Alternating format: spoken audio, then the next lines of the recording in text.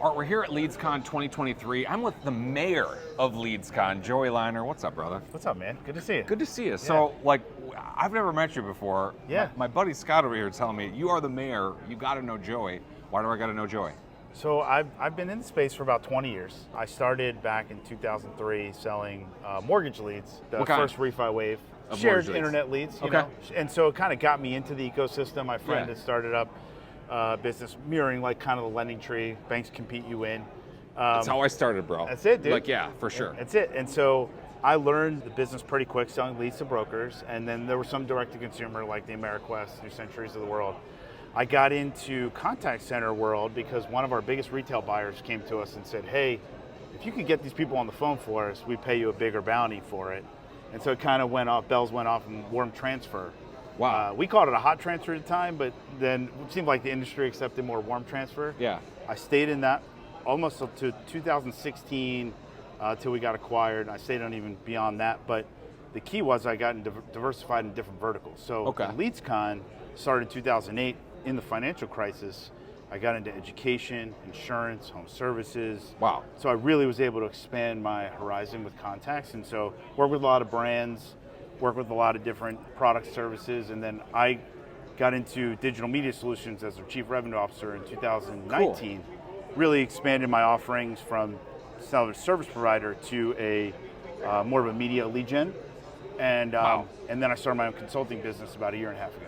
Dude, that's badass. Okay, well, I'm glad that I know you. I started with calling leads, and like I worked for one of the brokers that was calling the lending tree leads, getting hung up on, spending a lot of time actually reaching out to connect to the client, and like if you had an 80% contact rate, you were crushing it. 20% though, you went through a big call structure or call strategy and you didn't contact. So what you did was effectively you eliminated all of that time that someone was spending. That's right.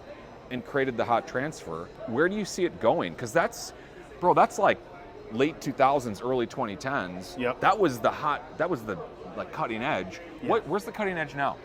So it's, like you said, the blocking and tackling's there because you want sales professionals to be more productive so they can sell more. I think really everybody's talking about AI and how that's going to be incorporated into the sales process. You see it on the front end with SMS and how to make it convenient for the consumer, right? So like you're outreaching to your inquiry, right? But we grew up in the 2000s or 2010s era, just pounding the phone. Right? Pick up. It's convenient for the sales professional. Yes. But the pendulum is really now, and maybe to a regulatory environment too with the FCC, is we got to think about putting the consumer first and giving them mechanisms to tell us when they'd like to speak to us, because we all participate in different industries, verticals. A lot of the time, the consumer still wants to speak to a human. We just can't force it by blasting them. So we have to now, as a group, as an industry, performance marketing category, and then industries representing is, hey, how can we start making it more convenient for the consumer? And I think you'll see a lot more consumer-initiated inbounds. So you'll see a lot more direct click-to-call campaigns in different verticals. What about just like scheduling an appointment? That's happening as well. I think that's great. It's nice when you can do it through AI SMS because then the consumer can call in. But if you can link it to calendar through your CRM, perfect. And I know you guys do that as well. Well, here, I was talking to somebody the other day about just the differences in generational ways that people like to contact. Like for instance, like baby boomer, for instance, they want a phone call. Gen X, send me an email. Or text. Or Gen Y is text, and then Gen Z is going to be send me a DM. I know it's funny, but it's true. How are you seeing the industries adapt to what the younger generation actually wants? So you're spot on, right? It's different forms and different channels where people want to connect. I think you really got to know your ideal customer audience, right? Because there's certain verticals that I work in that actually do really well, like on TikTok or Snapchat, and then there's certain categories like if it's seniors, like you're going to go on Facebook.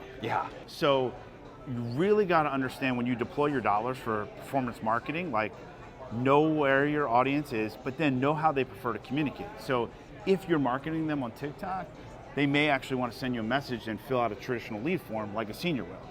So can you engage through that that channel with them and still satisfy their needs? So in regards to like Shape, because that's what we do Yeah. here, we got Shape on. I love Shape. How do you see Shape as a solution? And you're mentioning multiple different verticals. A lot of my friends are in the mortgage industry, but I mean, I would say in any vertical, how does a well thought out, well organized, well deployed lead management system optimize what it is that you do? One of the reasons why, and I love Shape, is because you guys are majority tech. Yeah. So I think, if you're going to pick a partner that is engaging and helping you engage and communicate with your consumers and your hand raisers, you want to know that they have a deep investment into tech and always thinking about, what's coming down the line, right? I think in performance marketing over the last decade, and Scott and I have talked about this so many times, is lacked innovation. Yeah. And one of the things I love about you guys is you are market makers. You are helping us innovate in a space that hasn't had much innovation. So if I am a lead buyer and I'm spending, and I know that every precious dollar I have is going out there getting consumers, whether it's mortgage, insurance, debt, home services, I want to make sure that I'm banking on a partnership that is tech forward, whether it's with AI, whether it's with routing the leads to the right sales professional, and right timing, is critical for that success. So the old traditional methods, I think, can get you only so far. Yeah. And I think you really have to look at, who's putting more into future and consumer experience. We just rolled out 60 updates, like major updates in the software that everybody gets, by the way. I know there are different solutions out there that it's like the same email drip campaign from 2010. That's it. Like literally, like when I started, it's the same thing. And like, could you argue that, well, if it's not broke, don't fix it? Right. Well, yeah, but it's 2023. That's right. It's different. So, okay, and speaking about that, Yeah. how have things changed? So, like, I feel like 2020 was just yesterday. Don't you? I mean, like, I feel like it's just like, holy cow. It's good to be here, though. That's a good thing. Well, it's good to be here. Right.